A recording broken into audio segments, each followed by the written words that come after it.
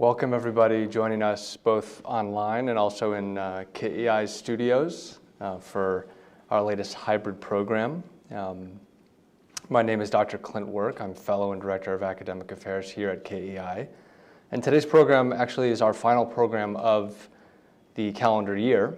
For those of you who are interested in KEI's publications, our past and also upcoming events, please, as always, continue to consult our website and also stay tuned for a really robust range of programming in 2023 under KEI's Rethinking Korea initiative, which we're very excited about. Today's program is the final installment in KEI's academic paper series, through which KEI commissions a series of papers each year on a very broad range of topics related to U.S.-Korea relations.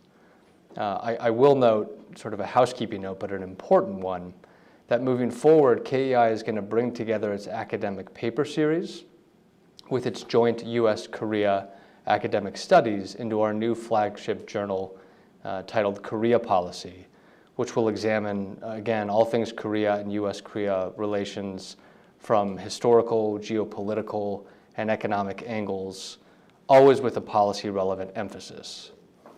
Today's paper and topic of discussion focuses on ESG policy trends in South Korea's public institutions.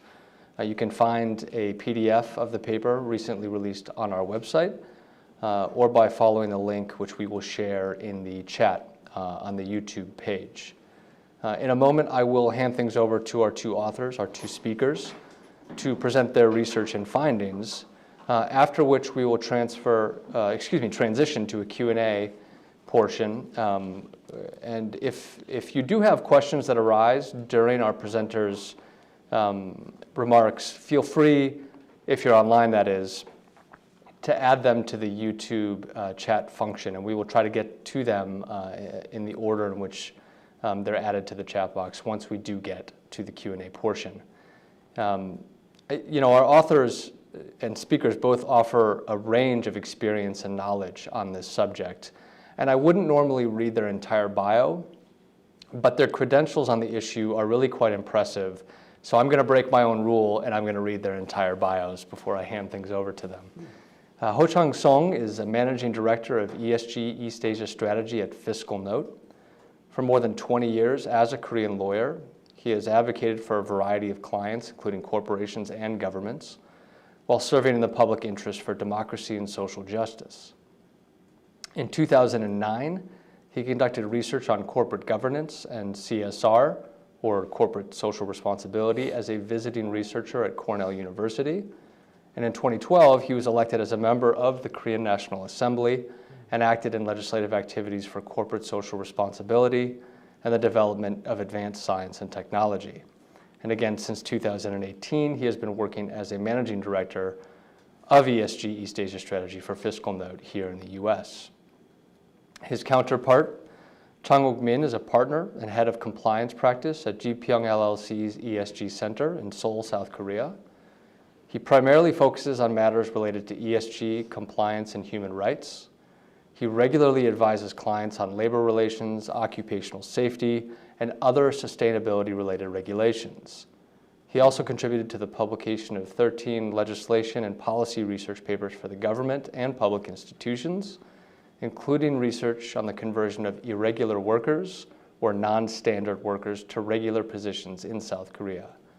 He earned his JD from Seoul National University in 2012 and his master's degree in public affairs from UC Berkeley in 2020.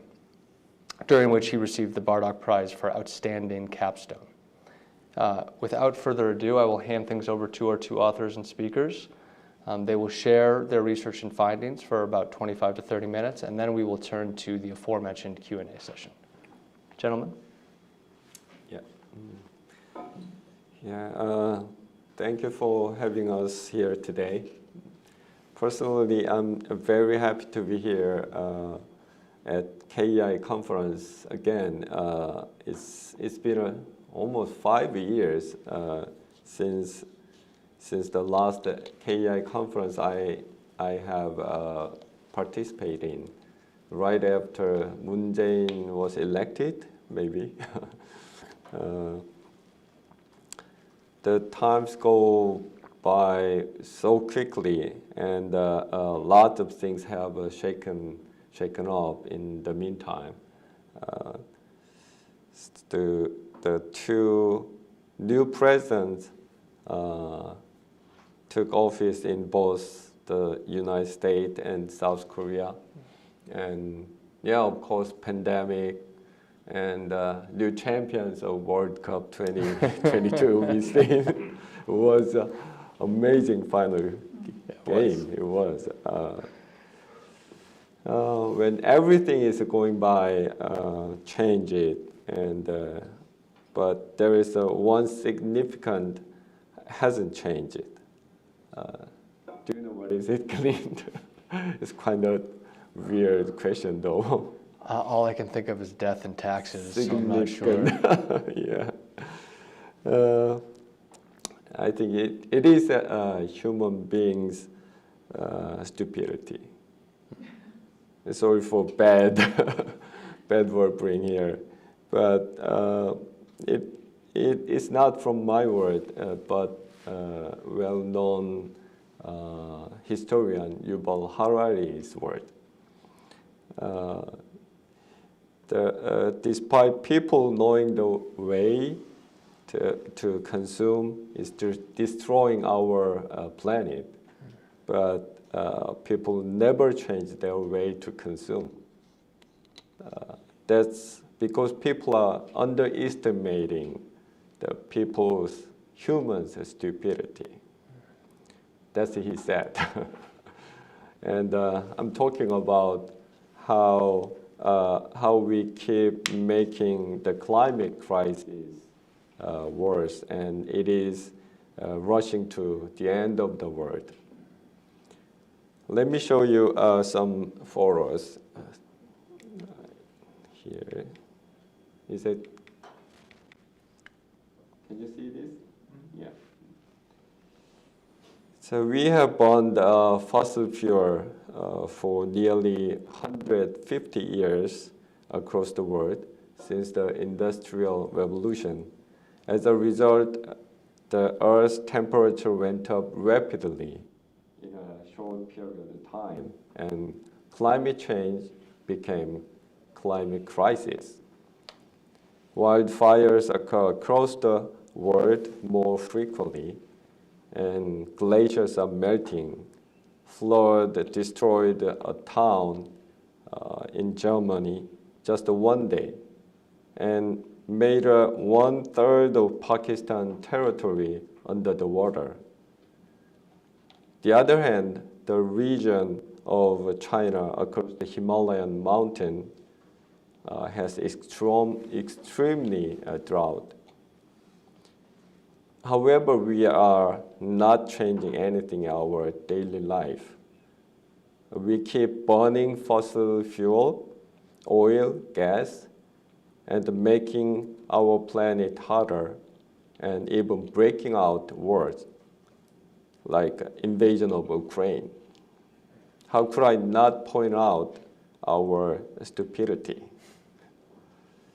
But every cloud have a silver lining. In the horrible global situation, the South Korean government was creating their new standard of ESG, so-called KESG. It is not something new or special, because most rich countries were establishing their own ESG standard. And we are witnessing a lot of greenwashing from big countries and companies. They haven't real action, but just pretending. Therefore, we are watching cautiously the process of making KESG policy 2021. Of course, it's too early to estimate the accomplishment of ESG policy in the Korean government has done.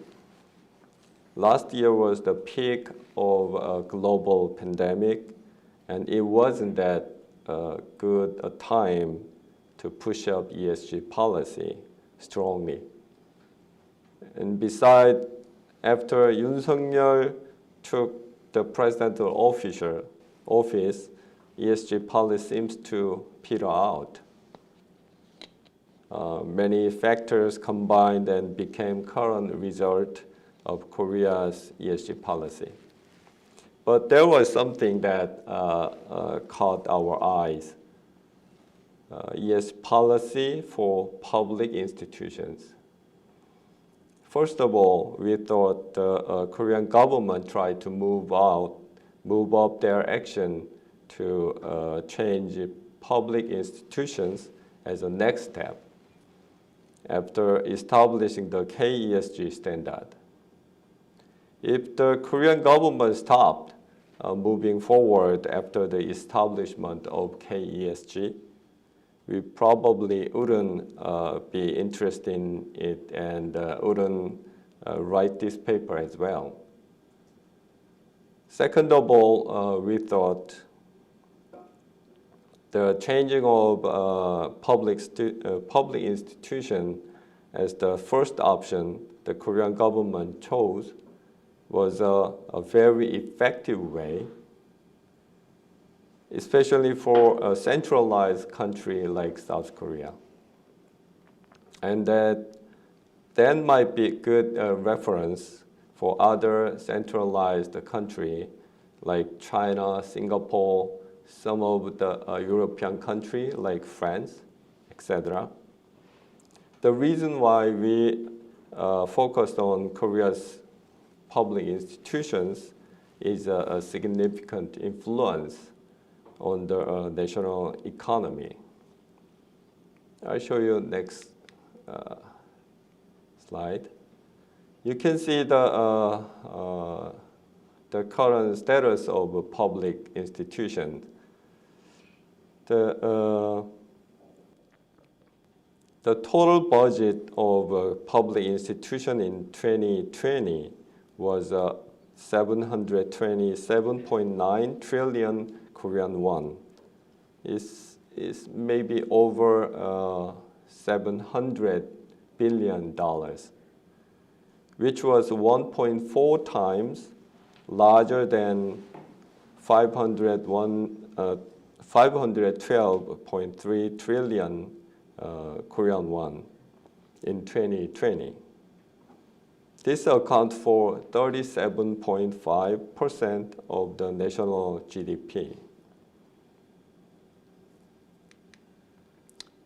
And I show you the type of the public institution in South Korea.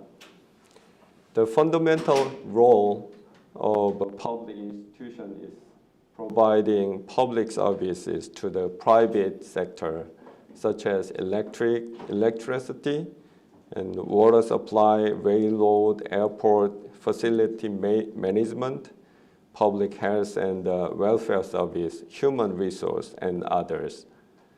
These services are sectors appropriate for private enterprise to provide.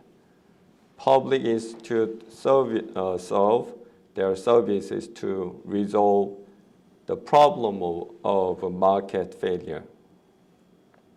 According to the Public Institutions Management Act, public institutions are classified into three categories. First, public enterprise, and second, quasi-governmental institution, and last, the non-classified public institutions. As of 2021, the total number of public institutions was 350, consisting of 36 public enterprises, 96 quasi-governmental institutions, and 118 non-classified public institutions. Like European countries, the Korean government supervise and manage them to enhance rationality and transparency concerning their operation. In order to manage public institutions, the government mainly uses two methods. One is the evaluation of the management performance of public institutions. Acronym is MPE. And the other is public disclosure of the management performance of public institute, MPD. So here is I presented the current status of Korea's public institutions. From here, Mr. Min is going to explain the detail of ESG policy in the public institutions. Okay. Thank you, Mr. Shang. Okay, from now on, I'll present the promotions of ESG management in public institutions for now. Since it's July 2017, the newly elected president Moon Jae In, he announced like 100 policy tasks, which means the 5-year plan for the government. And there were like 100 tasks there. And the task number 12 was like this: to restructure public institutions to take the lead in realizing social values. And there are more like 4 subtasks for the task number 12. And the first subtask was to realize social values such as human rights, safety, and the environment, and the creating decent jobs. Mostly the creating decent job means here the converting non-regular workers. It's an umbrella term for like fixed term, part-time, dispatched workers into the regular workers, regular positions. That was the subtask number 1. And the subtask number 2 was to expand the information required to be disclosed by the public institutions, which is called like MPD. And the subtask number 3 was to modify the management performance evaluation guidance to carry out employment-friendly evaluation. And the subtask number 4 was to introduce the board-level employee representation system. Okay, as for the subtask number 1, what is social value? As you can see on the left side of the slide, the social value is de facto ESG policy in Korea.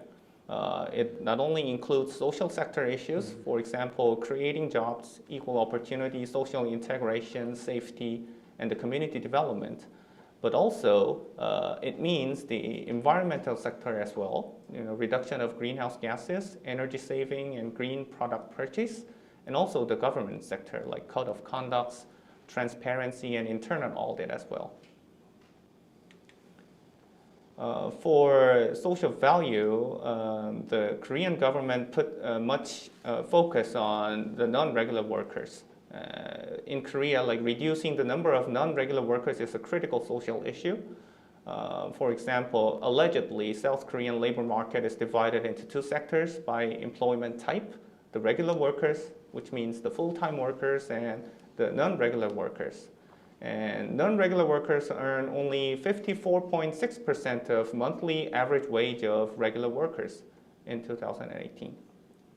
And Korea has very strict regulations on dismissal, strong labor laws, but they mostly apply to the regular workers. So converting non-regular workers into regular positions provides them the greater job security. And subtask 2 is a management performance disclosure, which is called like MPD. And each public institution should disclose its management performance information on the all public information in one, which is called Alio system. So can you present this one? This is the website of Alio. So as you can see, every public institution should disclose all kinds of informations in here, and anyone could access and click the each items, and that they can see all the informations, because public institutions are required to disclose all the information in public.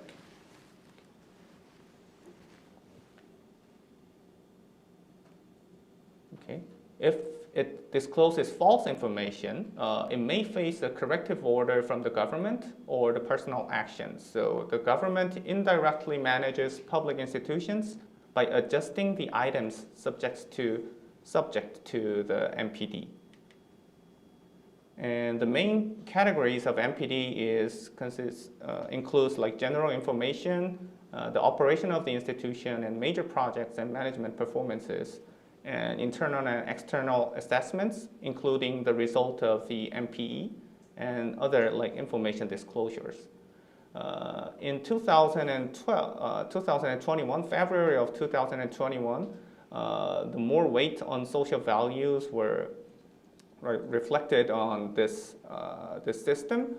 So since then, public institutions were required to further disclose the safety issues, the report on the safety management. And for environmental issues, green product purchase history, performance in carbon emissions reduction. And in relation to COVID-19, the family care leave and the workplace nursery as well. In 1 year later, February 2020, the government once again added the items subject to disclosure with respect to ESG sectors. For environment, as you can see, the energy consumption, the waste consumption, and the water use, annual water use. And for the social issues, like personal data protection, ethical management, which means implementing the human rights management system in public institutions, and the result of the shared growth, which means the cooperation with the small and medium-sized enterprises. And for the governance, for the result of the internal audit, and for the results of the transparency evaluation, which means the anti-corruption and other civil rights issues. Mainly, the subtask 3, the management performance evaluation, it's the very important policy tool for the Korean government. Annually, the government decides the indicators and the score percentage for the MPE for the previous year, and then applies the foregoing evaluation criteria to evaluate the management performance of public institutions for the current year. So the government is able to manage public institutions by implementing its like major policy objectives in the foregoing evaluation criteria. Also, the government determines the performance incentives of the heads, officers, and the employees of the public institutions based on these evaluation results. For example, the heads of the public institutions who have received the grade A, grade E, the lowest one, or the grade D in the MPA for 2 consecutive years may be subject to the proposal for dismissal. So public institutions are especially sensitive. They're very sensitive to the MPE results. And the formulation of the evaluation indicators significantly affects the public institutions' management strategies. Like you can see in this slide, the government completely reorganized the guidebook on the MPE, the Management Performance Evaluation. In 2017, the total score for social value was only 11 points, but after the inauguration of the democratic government, the president, in 2018 guidebook, the total points of the social value just almost doubled up to 22 points. And they created the new indicator, realization of social values. In 2019, 2020, it gradually increased the points up to 24 or 25 points. This is the specifics of the categories and the indicator. And as you can see on the right side, the realization of social values are 25 points. And the immeasurable item, it's 14 points, and the measurable ones are 11 points there. So there are like 5 subcategories for the social values. The first one is creating jobs, which includes conversion of the non-regular workers and hiring unemployed young people, and equal opportunities and social integration, and also safety and environment. You can see the safety supervision grading system, and also the carbon emission reduction or energy savings like that. and the cooperation and the community development. And there is also the ethical management, which is related to the governance issues, like internal audits as well. And the subtask 4 was the introduction of labor director system. So on January 11th, 2022, the National Assembly of Korea just amended the Public Institution Management Act to introduce the board-level employee representation system. So from now on, like 36 public enterprises and 94 quasi-governmental institutions were required by law to appoint one of their workers as a non-standing director. It's been effective since this August. So for the meaningful achievements, for creating decent jobs, the number of non-regular workers in public institutions significantly decreased.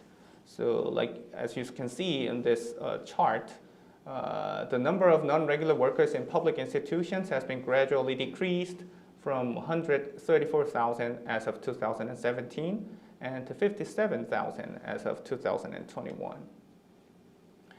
And over the past 5 years, 101,000 non-regular workers in public institutions were converted into regular positions. This indicates that the Moon administration's decent job policy contributed significantly to the reduction in the number of non-regular workers. And also, since the number of workers hired for social equity is subject to MPE and MPD, it appears that the public institutions paid attention to the minority representation in their hiring process. So as you can see in this chart, the number of women and the people of disabilities hired by public institutions increased gradually. Yeah. And there are also the decrease in the deaths from the occupational accidents. So following the increase in the indicators related to safety subject to MPE and MPD for public institutions, occupational fatalities have decreased from 59 in 2017 to 40 in 2021. And public institutions have to pay more attention to safety management after the government introduced the safety rating system for public institutions from the first time in 2020. And also, thanks to the government's strong recommendations and the restrictions on the MPE and MPD, almost all public institutions in Korea conduct human rights impact assessment every year. So MPE, there are indicators related to human rights, and MPD, the public institutions are now required to disclose the status of the establishment of the human rights management system on ALIO each year. They have to update the human rights report every year. And also, the National Human Rights Commission of Korea published the guidance manual for the human rights management in August of 2018. And as of February of 2019, 337 public institutions out of 338 established and notified the Commission of the plan to carry out human rights management, which means like almost all the public institutions are conducting human rights impact assessments every year. But there are limitations and challenges as well. It seems that the decent job policy was neither designed from a long-term perspective, nor did it consider each institution's business plan for financial conditions. Public institutions faced an increase in the size of the workforce because a number of non-regular workers converted into the regular ones, as well as labor costs, which led to restrictions on the efficient use of budgets. And in addition, converting non-regular workers into regular workers gave rise to social controversy. That is because many young people in Korea pursue careers in public institutions because they guarantee higher pay and job security. When existing non-regular workers and dispatched and contract workers were converted into regular workers, many young Koreans felt that they had lost their opportunity to be hired, which caused intergenerational conflict. And also, even though the conversion gave the non-regular workers more job security, but it is still questionable that were there any improvements in the labor conditions, including salaries and benefits of the non-regular workers. And for the tasks in the environmental and governance sectors, the further efforts are needed in the fields of environmental and governance. For environment, currently environment-related items account for a relatively small portion of MPE for the public institutions. And for the governance, the labor director system became effective only in August of 2022. So workers maybe become directors, which would enhance the board diversity. But because labor director serves as both worker and a non-standing director concurrently, so it is necessary to operate the system to ensure that labor directors make decisions benefit not only the workers, but also the public institutions as well. And ensuring consistency in the criteria for MPE is very important, because after the inauguration of the Liberal government in 2017, the total score for social values under MPE just almost doubled, while that the financial achievement decreased from 18 to 10. But after the Yoon Suk-yeol administration took office in May 2022, they announced that it would decrease the total score of the social value indicator from 25 to 15 and increase the financial achievement indicator from 10 to 20. So public institutions are basically established to provide public services, but nevertheless, they also need to achieve stable financial performance to maintain their existence. So for the better ESG policy in Korea, it is desirable to maintain the criteria for MPE in a consistent and predictable manner. So for the conclusion of our paper, although the Moon administration's policy had controversial limitations, its ESG policy for public institutions should not be overlooked. It seems that the policy tools such as MPE and MPD may be effective to help induce public institutions fulfill the government's ESG policy goals.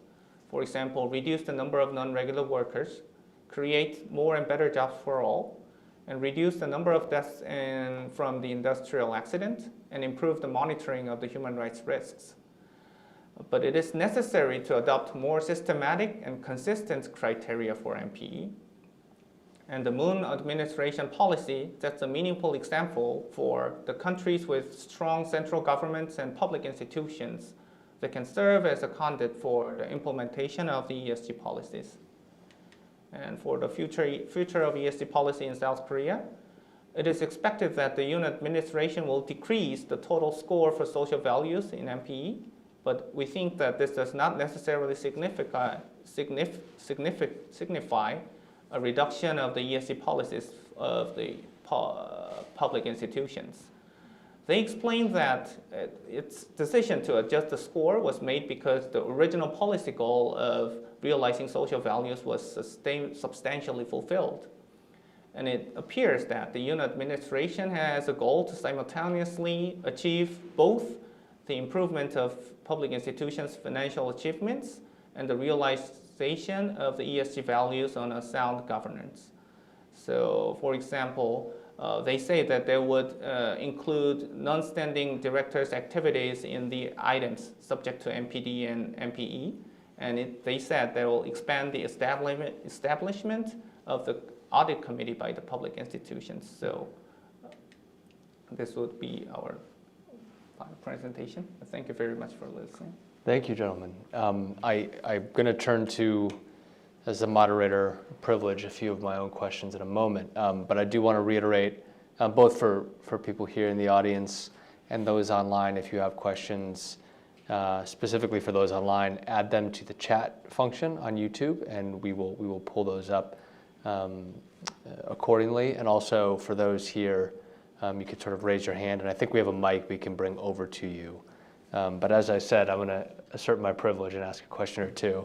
One of the things there are a few things I really like about the paper. One, you touched on some of the caveats there. You properly caveat your analysis and note that it may be too soon to determine some of the achievements.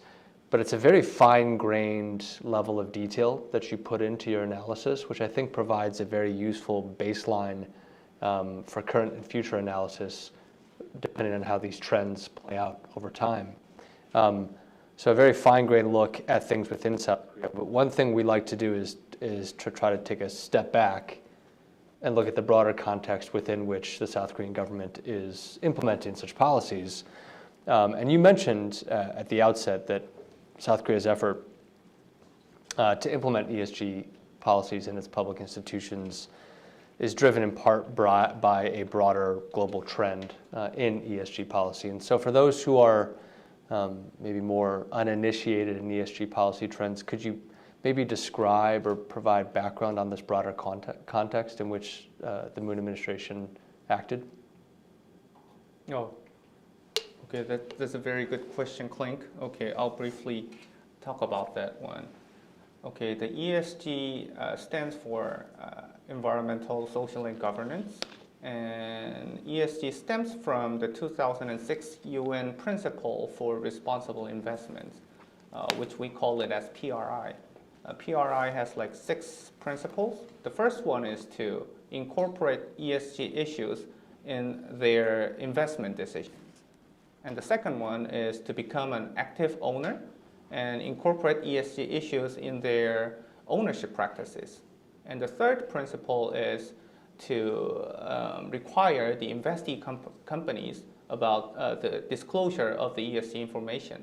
So since 2006, a number of global institutional investors signed to the PRI, and those signatories led the trend of ESG investing, actually, and including one of the largest asset manager, BlackRock.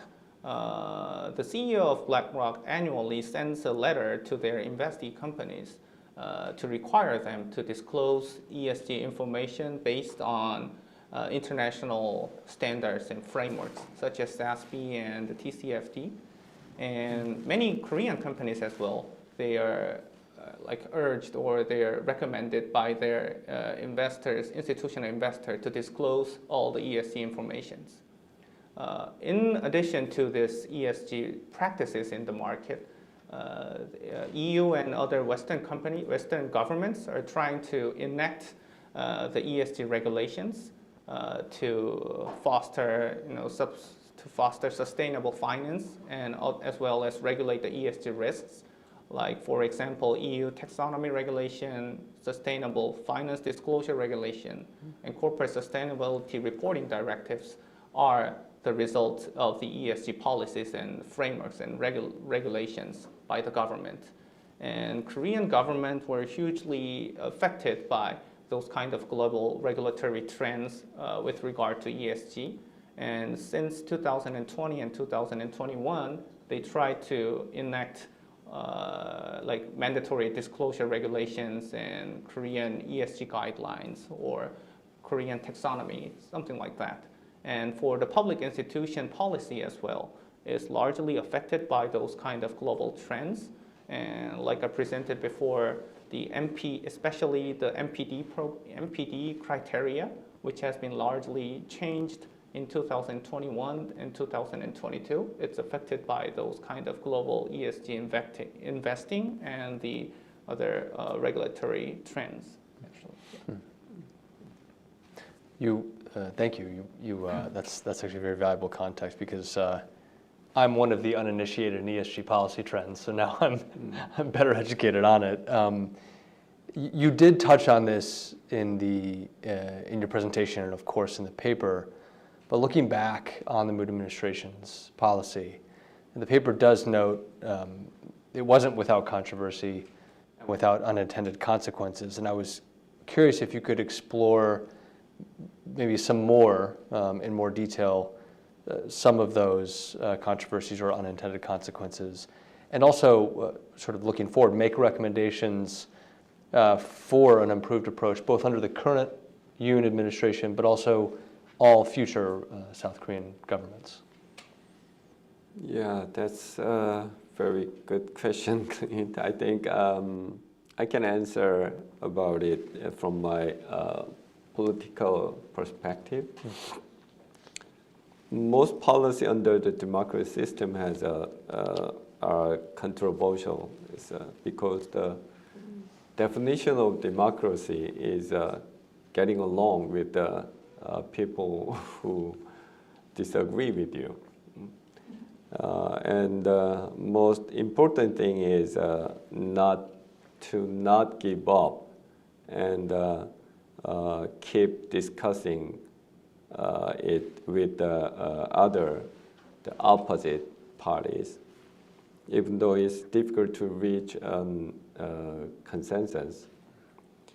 A policy passed unilaterally without consensus with the opposite party can be easily scrapped at any time when the ruling party is changing. However, the policy passed through the consensus can likely be maintained even if the ruling party changes. So the anecdote of former German Chancellor Angela Merkel, she visiting the opposition leader and debating her own important policy all night, several days, and finally reaching the consensus is very good example, I think. Debating with other parties and embracing different point of view is also the best way to reduce unintended consequences as well. So personally, I don't think the Moon administration has succeeded in communicating with the opposite party. I hope the Yoon administration will not repeat the same mistake of previous administration. Yeah. Thank you. I see we do not have any questions posed online, but I should open it up to the crowd here. I see one hand. I see two hands. Darcy, you're next. Hi, Jamin Beck from Denton's Global Advisors, ASG. Question I had was how public institutions' ESG efforts and policy prioritization has bled over into the private sector, and whether it's changed any behaviors or actions there, and specifically, excuse me, asking about have sovereign wealth funds like the National Pension Service or the Korean Investment Corporation, they have very large holdings in a lot of Korean companies, NPS with Samsung and many others. Have they utilized their board membership or their holdings to be able to influence these very large companies' behaviors? Thank you in advance. It's a very good question. Let's address that first. Shall I repeat the gist of it, or was that picked up? That was picked up. Okay. Either of you gentlemen, if you'd like to. Oh, okay. I'll go first. Okay. Thank you for your question. Like you said, national pension funds and other institutional investors in Korea are trying their efforts to engage in their investee companies for promoting the ESG management in Korea. But the problem is they only have the shares for like 7 to 12%, so they have limitations on exercising their ownership to the investee companies. And even though most of Korean companies have their owners, so they just govern their companies. So how to say that so strongly like that? So it is not very easy to make a difference or make a change to the investee companies. So that's the limitation. But as far as I know, the NPS, the National Pension Fund in Korea, has a certain certain framework or certain they're doing certain shareholder activities to improve the ESG management in the market as well. Yeah, that's the current situation. Yeah. Anything to add, Mr. Song? I think everything it needs time to change the next step, and as I mentioned before, this time is still we struggling with the pandemic and economic recession, especially the inflation, global inflation. I expected a year, 1 or 2 years ago, we move more fast. The next step, move on. But after this recession and the Ukraine war, everything is changed, and so I think we need more time to move on to the next step. Thank you. Darcy, I saw your hand. Oh.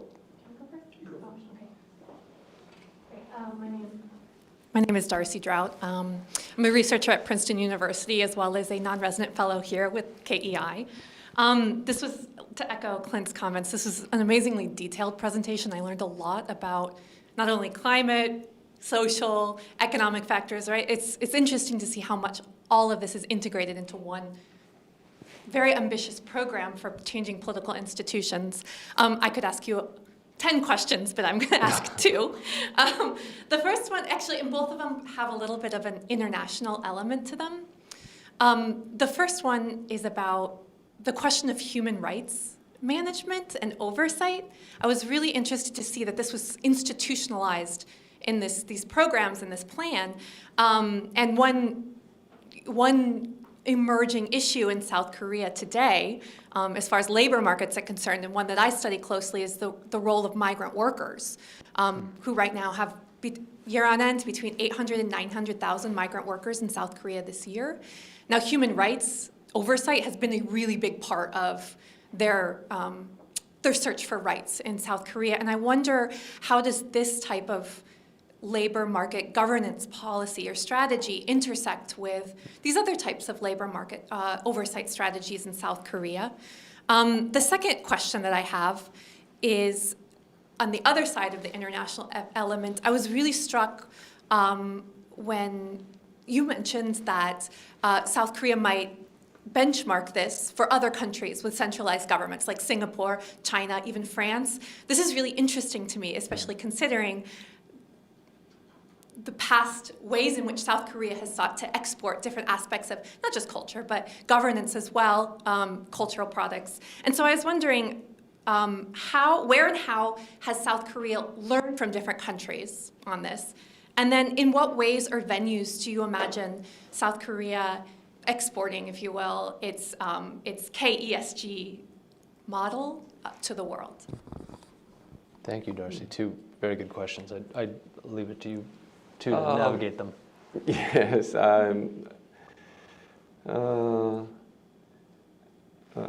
yeah, for the second question first. So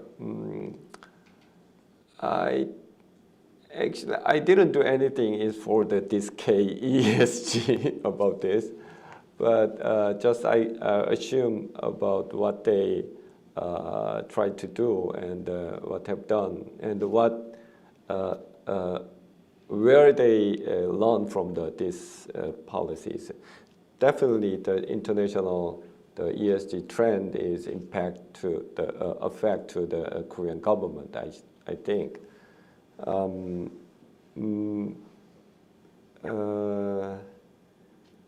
I think it's two of them is a very connected question. It's first and second question. So human, because in my personal relationship with the previous president Moon, and he was a human rights lawyer with me. We working together. It's quite a long period of time for the protect the people and poor people and for social justice and human rights.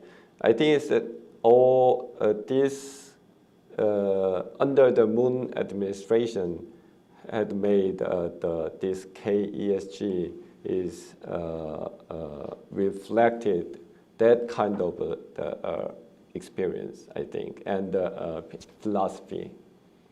So the social, that's why the Moon administration is they focus on and amplify about the social value. This is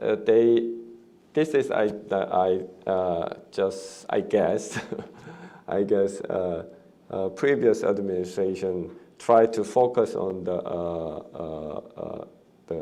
reflect that kind of the human right in into the ESG, especially the social part.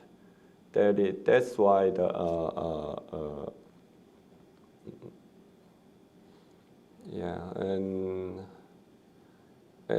I hope as I conclude the last my presentation, I hopefully the current administration keep follow this spirit of ESG and keep pushing about this ESG policy. Mr. Min, would you like to add to that? Oh, yeah, for the first question, like you said, human rights management, that's what we call it, but internationally we call it as business and human rights, which means that identifying human rights risks on their own operation as well as their business relationships. And after finding those kind of actual and potential human rights risks, they integrate those findings and make decisions to address those risks. And these are the international frameworks here. But the thing is that Korean government institutionalized the human rights management only for the public institutions. And there's like National Human Rights Committee in our country. They could make a decision, the recommendable decision. They can make a decision to like all the 336 public institutions, and it's binding to them. So they have to report back how did they follow up, what did they do for that decision. So in 2018 and 2019, as I presented, they made a human rights management manual, and they made a decision to implement this manual to all the public institutions. So that's the reason why all the public institutions in Korea, they do human rights impact assessment every year annually.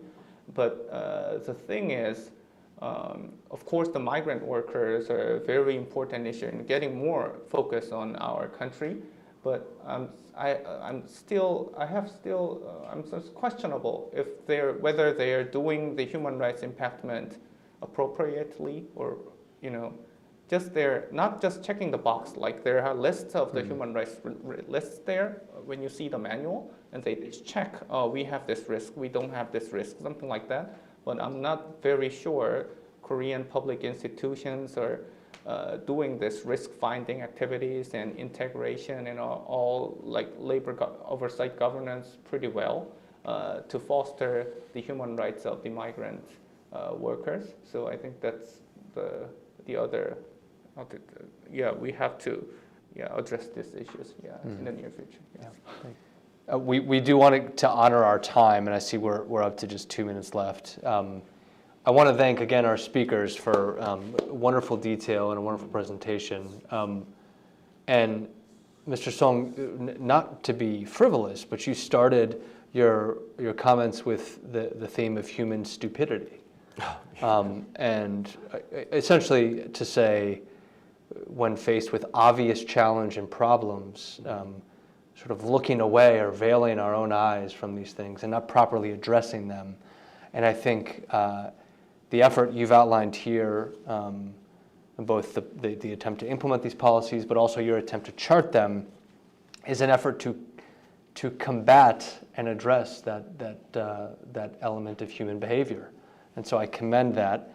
And as I said before, I think this is a good baseline by which, to Mark's point, to sort of reassess and judge what sort of progress is or is not being made on these counts.